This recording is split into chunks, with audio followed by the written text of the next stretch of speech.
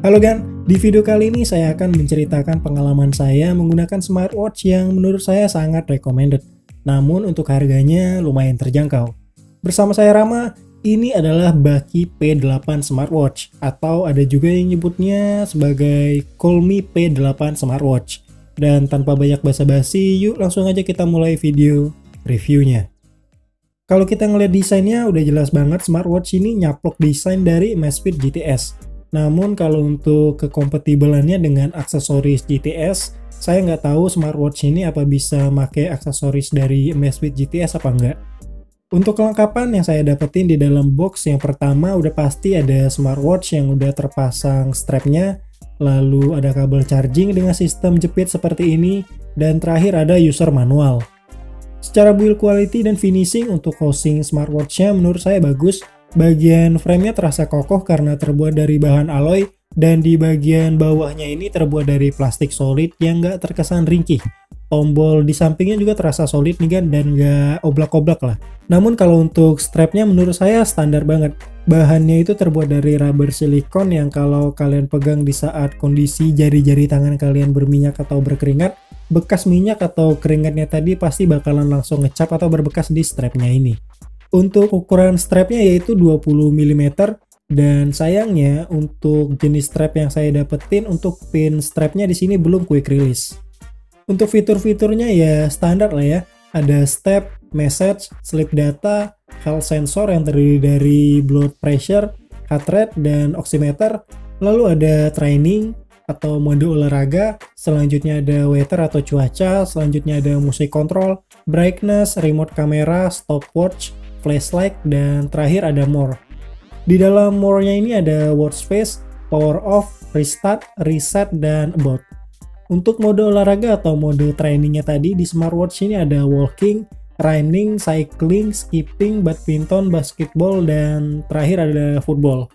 Untuk akurasi sensor juga smartwatch ini masih sama aja dengan smartwatch murah lainnya.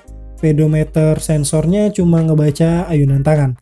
Dan kalau untuk health sensornya juga sama aja dengan smartwatch murah lainnya, bisa ngedetek heart rate di hampir semua benda.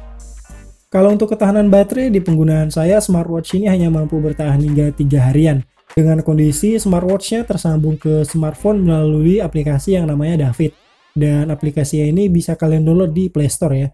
Lalu selanjutnya saya juga mengaktifkan fitur push notification dari beberapa aplikasi sosial media populer seperti WhatsApp dan lain-lain.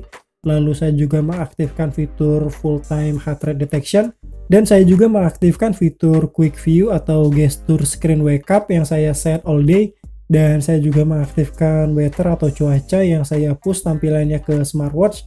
Dan untuk brightness-nya sendiri di sini saya set secara maksimal, dan hasilnya smartwatch ini seperti yang saya bisa katakan sebelumnya hanya bertahan hingga 3 harian aja. Dan untuk ketahanan baterai ini sebenarnya relatif ya, tergantung dari settingan kalian aja nanti gimana. Dan sekarang kita masuk ke bagian yang paling saya suka, yaitu watch face atau tampilan jamnya. Di smartwatch ini untuk watch face atau tampilan jamnya sendiri ada banyak banget. Kalau cuma di unit smartwatch-nya sih memang cuma ada 4 watch face. Namun kalau di aplikasi David-nya tadi, watch face-nya itu benar-benar ada banyak banget. Dan yang paling asiknya lagi, kalian bisa nge-push gambar yang ada di smartphone kalian untuk jadiin watch face di smartwatch ini. Dan dengan harganya yang cuma $19,99 di Banggood atau sekitar 290 ribuan kalau kita ngikutin kurs dolar hari ini di minggu pertama di bulan Juli 2020.